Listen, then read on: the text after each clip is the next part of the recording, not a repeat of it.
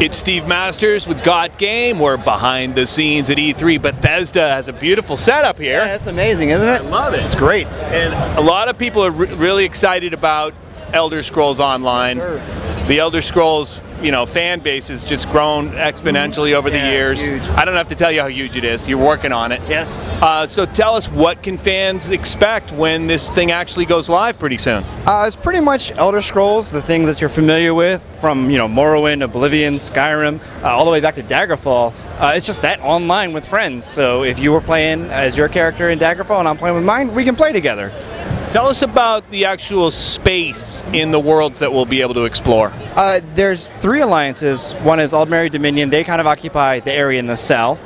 There's Daggerfall Covenant. They're up in the northwest. And then there's Ebonheart Pact. They're in the northeast. Ebonheart Pact is very familiar to players because it was Skyrim. So that's where like the Nords, the Dark Elves, and the Argonians exist. Whereas Daggerfall is the Bretons, Redguard, and Orcs. And in the south, you have the High Elves, Wood Elves, and the Khajiit. So there's 3 areas for people to play in, and they're huge places to play in. Now, if you did play Skyrim, would the little towns be familiar to you? The streets are kind of the same. Is everything the same? Yeah, there's a lot of areas that, especially like Eastmarch, that we've looked at from Skyrim in my part of the game, which is the PvP space, which is Cyrodiil. From Oblivion, we looked at a lot of the footprints of like Coral, Bruma, Cheydinhall, and took a look at those to make sure we were faithful to the layout, but we did do some new things with it when you get in there, so you're not like, oh, they just carbon copied this space. It will look familiar to you for Skyrim and as well as Oblivion, so you'll feel at home, but it will be a little bit different because it's way in the past from those games. Just walk us through, say you're a console player and you played Elder Scrolls and you loved Skyrim. Why would you want to get online and play this? The primary reason is to play with your buddies. People always commented when they were playing Skyrim, I love the game, I love seeing my character advance, but nobody else can see my character advance. Like, I may look like a badass, but I look like a badass to myself only.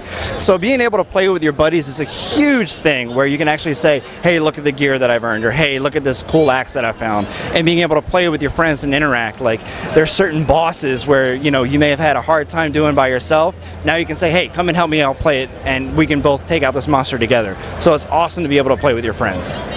Would you say you're going to compete with the World of Warcraft people? I'd say we're looking to compete with lots of RPGs out there, whether it's a single player RPG or a multiplayer RPG. We're looking to make a AAA RPG first and then let you play that with your friends. So it's more along the lines of making the best Elder Scrolls game we have and then letting people play it together. Free-to-play model? Are you going to put out an actual physical disc that people need to go buy and then install? How's it going to work? Well, we'll be discussing more about pricing model and distribution later on. So that's the best I can tell you for the time being. That's still a secret? Yeah, for now. You haven't decided yet whether to charge money for it or not. But either way, you'll do sort of microtransactions. Is that something you're talking about too? Or? Unfortunately, we're not talking about that either, but I mean, you will obviously have to, get the game. It'll be cost to a AAA title, and then you'll play it on your own PC as well. Or, obviously now, PS4, Xbox One, and Mac. All right, so you are going to support the next generation. This will be a playable title for PlayStation 4 and Xbox One, but not PlayStation 3 or... No, just for the next gens, PC and Mac. Yep. Okay, great. Thanks for clearing that up. Sure. Quickly, when you want to get in and play Elder Scrolls Online, you create your own character from the beginning. And how long could that typically take? If you wanted it to take forever, could it? Or if you want to sit there on the character creation screen and fiddle with all the knobs and things that are out there, you can. The character creator is ridiculously in depth. We've seen here at E3 people just sit there and play with it for like 10-20 minutes at a time. So you can make your character look exactly how you want. And we have more options that we keep adding back at the studio. Different hairstyles, like scars on your eyes. So we're adding more and more to the character creator. And then in terms of the life of your character, there's about 120 to 180 hours or so within your own alliance. But then you can go play in the other alliance's territory as well. And there's of course the PvP space, which is Cyrodiil, that is basically limitless play there. You could basically play this game for the rest of your life, eat and sleep minimally and just keep going. Yep, that's what I hope to be doing myself actually when it comes out. I'm going to be playing that like crazy, not only the PvE but the PvP. It's going to be great, fantastic. Tell us what your favorite thing is. How do you set up your character? Favorite weapon? Favorite thing to do? And a lot of the fights, which is the PvP aspect, I do a lot of sorcerer who has some ranged abilities, wearing heavy armor and dual wielding. Like that's something people hear that you can do that. They go, you can wear any armor and use any weapon, and I love mixing it up. Like I don't want people to see me in a robe and go, oh, he's a caster, because I've been a Dragon Knight, which is a melee character, and I've had a robe on, so people think I'm all soft, and they jump me and I kick their ass with my melee weapon. So it's a crazy combinations you can make with classes too. Combination of trickery and heavy armor and dual wielding? Oh yeah, all kinds of things. You can even whip out a bow. We allow you to have 2 types of weapons equipped. You can be dual wielding with a bow on backup, or a fire staff and a healing staff together. So the combinations are really limitless.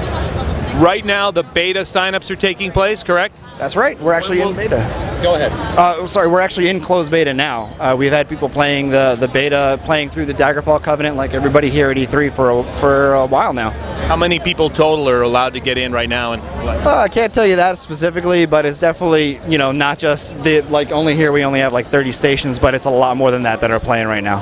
Good. And then you're going to open it up to the entire world, where the game will be live and public, and if you need to go out and buy the actual game, when will that be available? And what, you don't know the price yet, but yeah, when?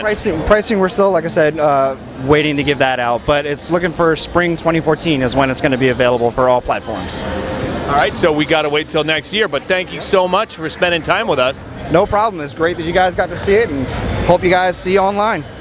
That's right. It's Steve Masters here at E3 on GotGame.com. Thank you very much.